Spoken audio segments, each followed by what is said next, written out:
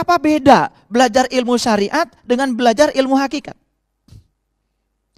Nanti kita akan melihat perbedaannya. Tidak bisa terminologi belajar ilmu syariat diterapkan untuk memahami ilmu-ilmu hakikat. Kita lanjutkan dialog berikutnya.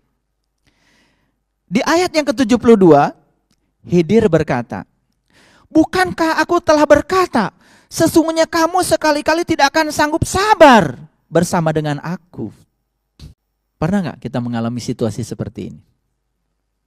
Kayaknya kita pernah ya. Bahkan sering ya. Sering. Guru belum selesai bicara, sudah memotong. Belum selesai membimbing kita untuk mengalami, di tengah jalan kita sudah nanya itu ini. Nah itu sebabnya ya, belajar ilmu-ilmu hakikat itu kuncinya cuma dua. Sami'na wa ata'na. Aku mendengar, aku ikut. Aku mendengar, aku ikut. Aku mendengar, aku ikut. Itu saja. Makanya di Quran ditegaskan, kunci hidayah itu sesungguhnya berasal dari kemampuan mendengar. Orang-orang yang mau mendengar dan mengikuti yang dia dengar, maka dialah calon-calon penerima hidayah. Dan di Quran dikatakan lebih tinggi lagi, itu calon ulul albab. Alladzina yastami'unal qaul fayattabi'una ahsanahu ulaika hadahumullah ulaika hum ulul albab. Jadi ternyata ulul albab itu harus dicapai dengan hidayah. Dan hidayah harus dicapai dengan mau mendengar. Mau mendengar dan mengikuti. Jadi kunci hidayah itu sebetulnya menurut Quran adalah dari kemampuan mendengar. Makanya dengarkan dulu sampai selesai. Baru ambil kesimpulan. Nah belum selesai orang bicara sudah mengambil kesimpulan. Kan biasanya kesimpulannya salah. Coba perhatikan ya, dalam debat-debat kusir. Debat kusir itu debat yang sama-sama tidak tahu. Jadi si A dengan si B sedang berdebat tentang sesuatu hal yang dua-duanya masing-masing juga belum mengalami. Misalkan si A dengan si B berdebat tentang sebuah daerah. Si A belum ke daerah itu, si B belum ke daerah itu. Tapi berdebat tentang daerah itu seakan-akan dua-duanya pernah ke daerah itu. Padahal dua-duanya baru membaca dan apa kata orang. Disitulah sebetulnya gagal paham sering terjadi. Itu yang disebut dengan ya salah persepsi. Baik, kita lanjutkan dulu. Ya. Musa berkata, dari tadi di ayat yang ke-72 kan ditegur. Kata Khidir, "Bukankah aku telah berkata, sesungguhnya kamu sekali-kali tidak akan sanggup sabar bersama dengan aku." Itu teguran dari Khidir. Apa jawaban Musa? Di ayat yang ke-73 dari Al-Kahfi. Musa berkata, "Janganlah kamu menghukum aku karena kelupaanku. Dan janganlah kamu membebani aku dengan sesuatu kesulitan dalam urusanku." Jadi ketika ditegur seperti itu, Musa malah menjawab seperti itu. Nah, hati-hati, ini yang sedang kita bicarakan Quran loh. Dialog ini diabadikan di dalam Quran surat Al-Kahfi. Makanya kalau kita membaca surat Al-Kahfi dari ayat 1 sampai ayat 110 itu makna ya syarat dengan makna spiritual. Syarat dengan makna-makna hakikat. Luar biasa. Dan saya jamin ya, siapapun tidak akan pernah bisa mengalami Al-Kahfi. Apalagi ya memahami Al-Kahfi kalau tidak dibimbing oleh seorang guru. Karena memasuki gua yang bisa memberikan keselamatan. Gua apa yang bisa memberikan keselamatan? Di dunia ini tidak ada satu gua pun yang bisa menjamin keselamatan kalau kita masuk ke dalamnya. Malah semua gua di dalamnya gelap, mungkin ada ular, ada binatang-binatang buas. Bahkan kesejukan dalam gua. Biasanya kesejukan itu ada secara saintifik, ada hubungannya kan dengan energi negatif. Karena energi negatif itu biasanya tinggal di tempat-tempat yang sejuk, ya. Yang basah, yang ada airnya. Tempat-tempat yang lembab, biasanya di situ ya kita merasakan ada getaran-getaran energi negatif. Secara saintifik itu bisa dibuktikan. Tetapi Quran surat Al-Kahfi cerita tentang bagaimana perjalanan Ashabul Kahfi masuk ke dalam gua. Gua yang bisa memberikan keselamatan. Dan setelah keluar dari gua, mereka menjadi orang-orang yang beriman. Gua apa yang bisa membuka orang yang tadi tidak beriman menjadi orang yang beriman? Gua apa yang bisa menjamin seseorang yang tadinya tidak memberikan kedamaian Kemudian dia mendapatkan kedamaian setelah keluar dari gua. Bahkan di Quran dikatakan, gua itu bisa di dalamnya menerbitkan matahari. Ya. Baru saja kita melewati sebuah fenomena alam yang sangat luar biasa. Yang terjadinya sekitar 152 tahun sekali.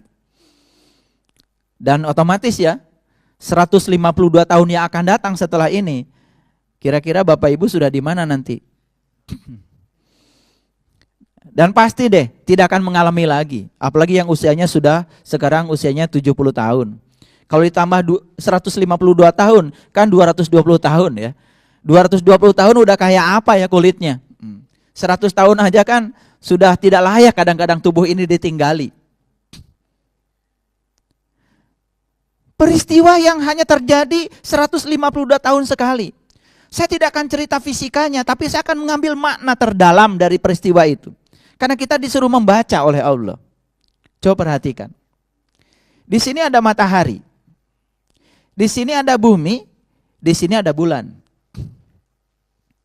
Yang namanya gerhana bulan, otomatis kan bulan terhalangi oleh bumi. Bumi kita sedang menghalangi matahari sinarnya sampai di bulan. Itu namanya gerhana bulan. Dan bulan itu lintasannya kan elip, tidak lingkaran, mengelilingi bumi. Otomatis jari-jari, ya, jari-jari lintasan bulan terhadap bumi itu kan tidak sama. Pas terjadinya gerhana, pas ya lintasan jari-jari bulan terhadap bumi itu paling dekat. Itu yang disebut dengan fenomena supermoon. Jadi supermoon itu di mana bulan terlihat lebih dekat kepada bumi. Makanya ukuran bulan biasanya 14-30% lebih besar. Sehingga bulan terlihat begitu indah. Itu fenomena supermoon. Kemudian kan fenomena kemarin disebutnya fenomena super blue blood moon. Jadi ada supermoon 1, ada blue moon 2, ada blood moon 3. 3 terjadi sekaligus. Apa pesannya? Saya tidak akan menjelaskan 3 fenomena itu karena tidak ada relevansinya dengan kajian kita hari ini. Tetapi coba perhatikan. Matahari, bumi, bulan.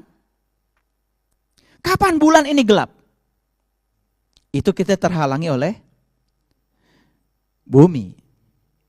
Ketika matahari sinarnya tidak sampai ke bulan. Bagi saya, mohon maaf ya, kalau perumpamaan ini tidak sama dengan semua orang. Matahari di Quran, terutama di Quran surat Al-Kahfi, selalu melambangkan tentang Tuhan. Melambangkan Dia. Karena memang kalau kita lihat sifat matahari kan, memang ya tidak seperti sifatnya beliau tentu saja. Tetapi sifat matahari kira-kira ya sangat cocok kalau melambangkan. Nanti kita akan kupas. Dan bumi tempat kita berpijak ini melambangkan dunia.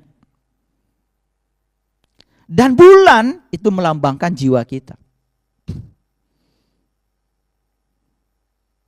Coba, kapan jiwa kita kelihatan bercahaya? Ketika matahari sinarnya sampai di bulan. Makanya Ashabul Kahfi itu keluar dari gua bercahaya. Kenapa? Karena selama di dalam gua dia mendapatkan sinar matahari. Tentu saja bukan matahari yang itu. Matahari sejati yang menyinari ya sang jiwa selama ada di dalam gua. Maka keluar dari situ dia mengalami reformasi spiritual. Bayangkan ya. Ketika matahari dihalangi bumi, makanya sinarnya tidak sampai kepada bulan.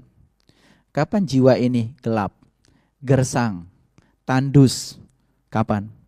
Tepat saat bumi kita, dunia kita sedang menghalangi datangnya sinar matahari itu sampai di jiwa. Ini pengalaman, begitu terlalu dominan dunia kita, biasanya kan jiwa kita mulai gelisah, mulai resah. Betul nggak? Tapi mulai kita bisa melepaskan ikatan-ikatan kita pada dunia, walaupun tetap berkarya di sini, tapi ikatannya dilepaskan. Kadang-kadang jiwa kita purnama, seperti bulan. Kapan bulan purnama?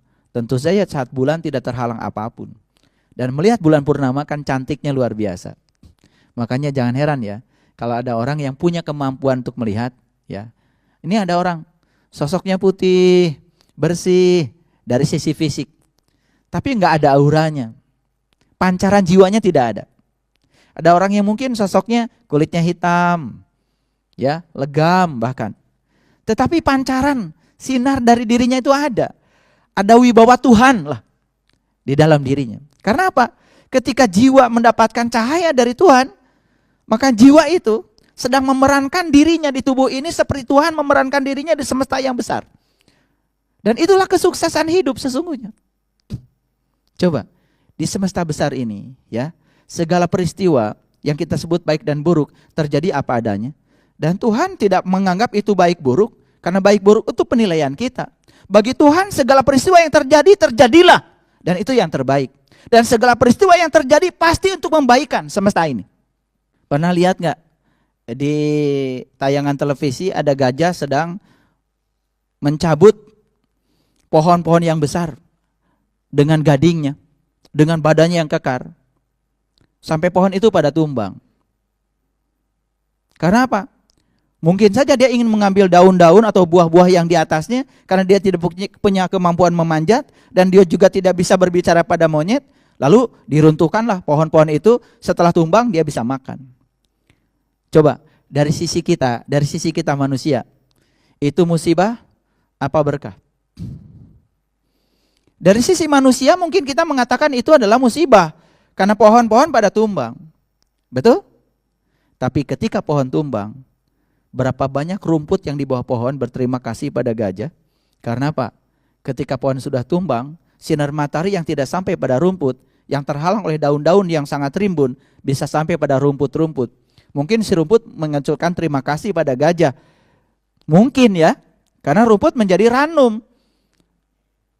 Ketika kita belajar lebih dalam secara integrasi, secara integral, secara menyeluruh, apa yang terjadi? Semua yang kita sebut salah itu ternyata tidak salah. Betul nggak? Makanya jangan mengatakan sesuatu itu salah, belum benar saja. Pada akhirnya pasti akan ditemukan ya titik benarnya. Makanya disitulah proses belajar itu terjadi. Perlu kesabaran. Nah, dalam ayat ini, dalam dialog ayat ini, ternyata Khidir ini belum sabar ya. Ya, kita lanjutkan dialognya. Maka berjalanlah keduanya hingga tatkala keduanya berjumpa dengan seorang anak, maka Khidir membunuhnya. Sekali lagi saya ingin menyampaikan ya, di Quran surat Al-Kahfi itu cerita simbolik itu dari ayat 1 sampai ayat 110 itu sangat padat sekali. Cerita simbolik luar biasa. Ada cerita di ayat yang sebelumnya begini ceritanya. Ingatlah suatu hari di mana gunung-gunung akan diperjalankan. Dan bumi-bumi akan ditanduskan, akan diratakan, akan didatarkan.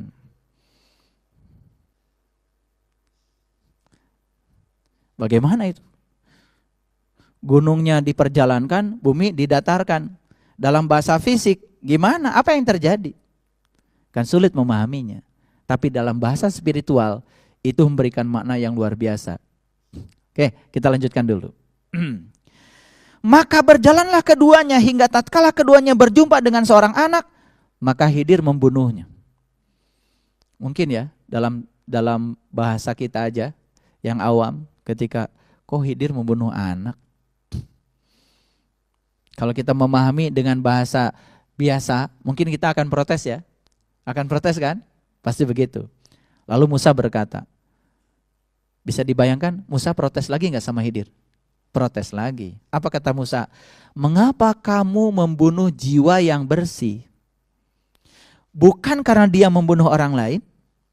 Sesungguhnya kamu telah melakukan sesuatu.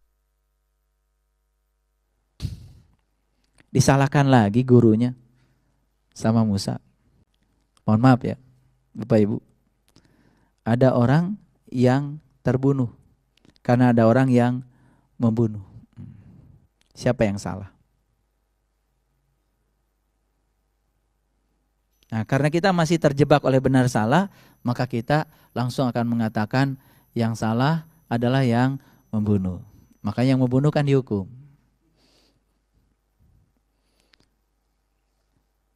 Sekarang dari kacamata semesta,